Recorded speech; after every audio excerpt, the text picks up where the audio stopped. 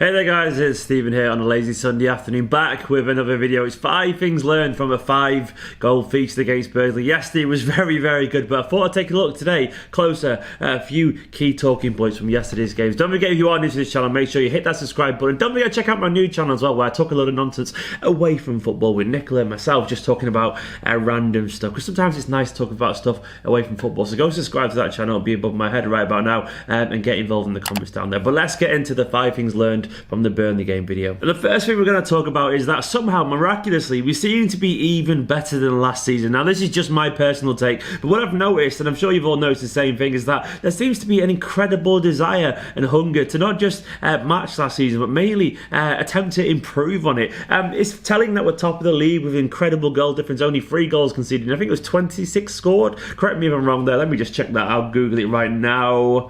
Yeah, I just checked it. Thank you, BBC Sport.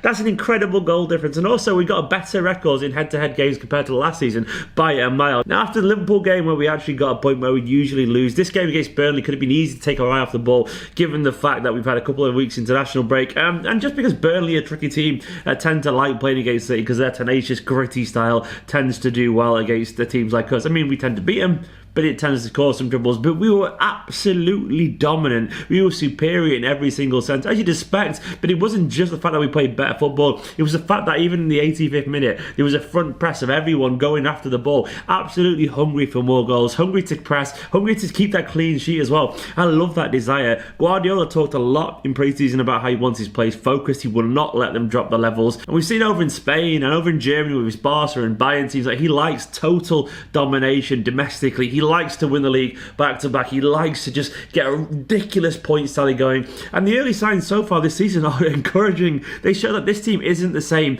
as the Mancini and Pellegrini era, where we let our standards drop after the season. Fingers crossed it carries on, but the signs to me are so promising, especially given the squad depth we've got and how every player seems to be able to slot in, and the level doesn't seem to drop at all. And the second thing for me, one of the main reasons why the level won't drop, is Kevin De Bruyne is back and he looks sharp. He played the most ridiculous pass that I've seen in a long time. A reverse kind of eyes in the back of the head through ball to Mahrez after about 120 seconds of being on the pitch. The guy is an absolute freak, and sometimes we forget how good he was. He only needed a few minutes to make an impact in the game yesterday, and he's back and he's sharp. And I can't believe teams have actually let us get to the top of the league without Kevin De Bruyne, because it's only going to get better from here and outwards. De Bruyne is a fantastic player, and one that's going to provide us with an absolute whole host of different options now. We look at the midfield options we've got there.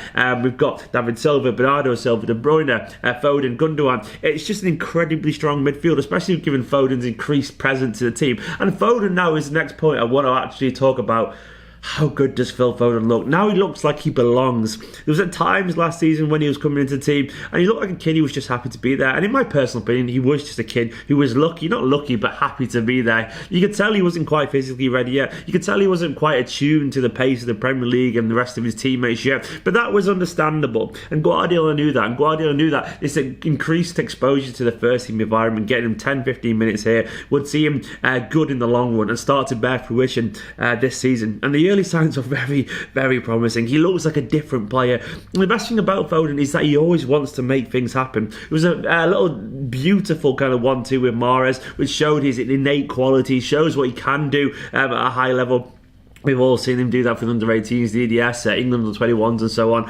We saw him do it a lot during the England under-17 World Cup, where obviously he was he won the World Cup there and scored a hell of a load of goals. But seeing it at the high level for Manchester City, that's the encouraging signs. Now, it tends to be that young players take a little bit of time to get their confidence to play their usual game that they do in academy football at the highest level. It takes them just to, well, just feel in. And now it seems that mental block of just wanting to belong there has kind of gone. Now he feels like he actually is part of the team. Now it feels like he can express himself, and we're seeing signs of him getting stronger, more physical, more creative with his play, and he's just creating chances now. Foden is a very special player, an elegant gait to the way he runs with the ball. He's always on the front foot. Some of his passing is getting better. His touch, his awareness, his spatial awareness, and his footwork in tight spaces. He's a fantastic player, and he's only going to get better. And the next thing for me was the most positive thing for me personally. After being only one bad game away from being the official boo boy after his penalty definitely miss at Liverpool. Riyad Mahrez put in, is my opinion, his best performance since he joined Manchester City. I thought he was excellent. No, not everything he tried came up, but then when does it for a winger? But he created 3 or 4 clear-cut chances. You think of the long balls over the top to Silva, to Aguero a couple of times, and also then you think of the quality of his goal and the quality of his stretching the play and his passing and his movement, and some of his link-up play when he came on as well. And his runs behind from the De Bruyne through ball. Mahrez was an absolute thorn in Burnley's side yesterday, and it seems to me that he's growing in confidence in this team. It takes a while for any winger to get used to the highly meticulous, almost quantum physics-esque level of detail that Guardiola puts into his team lineup and the transitional play. And Mahrez is starting to click now, and he's starting to express himself. We all know how much of a danger he is from 20 yards with that left foot of his. That scares teams, and the best thing about that, it draws teams out as well. He creates space in behind. He draws momentum as he cuts across in the middle, which leaves space out wide. He's a fantastically gifted player. I understand there's some the cynicism, maybe the reservations people have against him, but I would say they're being far too presumptuous. Give the guy some time, give him some space, and he will show his quality. And to me, yesterday, I thought he was excellent. And Guardiola seemed to agree in the press conference afterwards, citing his work rate, his goals, his passing. A fantastic player, and we're lucky to have him, if we're being honest. And that leads me on to the next and final point, which is the defence. We conceded just 3 goals in the league this season. We are collecting clean sheets like they are going out of fashion. I know some people said Vincent Kompany didn't have his best game, and he wasn't perfect, but I thought aerially he was really strong. He kind of swept up most of the loose balls. He did make a terrible challenge. He could have got sent off, and that came from a sloppy pass from Laporte, if we're being fair, but there was no need for that kind of studs in the thing. But I would say with Vincent Kompany, he is getting old now. We know that. It takes a while for him to get his form back in general. He doesn't get the running games that he needs to be at his very best. But what I will say is that we're lucky to have Vincent Kompany as our backup central defender. He would still walk into pretty much any other defence in this league if they didn't have Laporte and Stones. And we do have them. And we have Otamendi, who can't get a game. I think, weirdly now, we actually probably have the best centre-back options in the league. I genuinely believe that to be true. Laporte is absolutely fantastic. If he's not the best, he's at least second. And Stones just behind him.